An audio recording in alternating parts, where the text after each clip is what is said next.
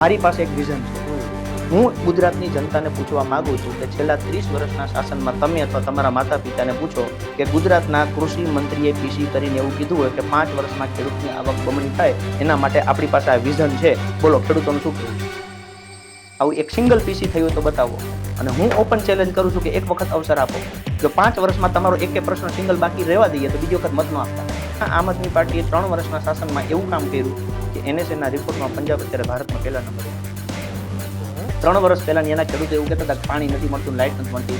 આજે 24 કલાક ખેતી માટે પૂરેપૂરું પાણી મળે છે અને 24 કલાક લાઇટ ફ્રી ઓફ કોસ્ટ મળે છે. તો આ જે રિવોલ્યુશન થયું, બદલાવ થયું, એ કેવી રીતના થયું? લોકોએ સત્તા બદલી. ત્યાં કોંગ્રેસની સરકાર હતી આટલા વર્ષોથી, એને ન કરી. ત્યાંના લોકોએ આમ આદમી પાર્ટીને મોકો આપ્યો. એમ એવી જ રીતે અહીંયા અમે અપીલ કરીએ છીએ, ભાઈ અમને એક મોકો આપો. અમારું વિઝન છે.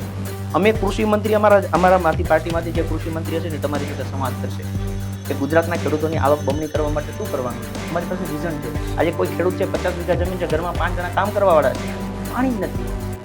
શું કરે? ગમે ઉપરથી નીચે પછડાય, એમાં કંઈ થવાનું જ નથી. પણ જો એ ખેડૂતને તમે પાણી આપી દો, ઓકે, તો એ ચોમાસાની સિઝન લેશે, શિયાળાની સિઝન લેશે ને ઉનાળાની લેશે, 3 સિઝન લેશે, તેની આવક 3 ગણી થશે. તો પાણી તો આપણી પાસે અમે ખંભાતના ખાતમાં દરિયામાં જતું રહેશે. આપણી પાસે એટલી વ્યવસ્થા ન થાય. આઝાદીના 78 વર્ષ થઈ ગયા, 79માં વર્ષની આપણે ઉજવણી કરી લીધી. છતાંય જો આપણે ખેડૂતોને તમે વીજળી ન આપી શકતા હો, તમે પાણી ન આપી શકતા હો, ખરેખર તમારે આ નદીના પાણીને ડૂબી મળવું છે. જેથી કરીને એમાં કદાચ તમે વૈયા જાવ તો વાંહે કોઈ સારો પણ આવે. કાંઈક તો વ્યવસ્થા ન થતું હોય તો ના પાડી દે.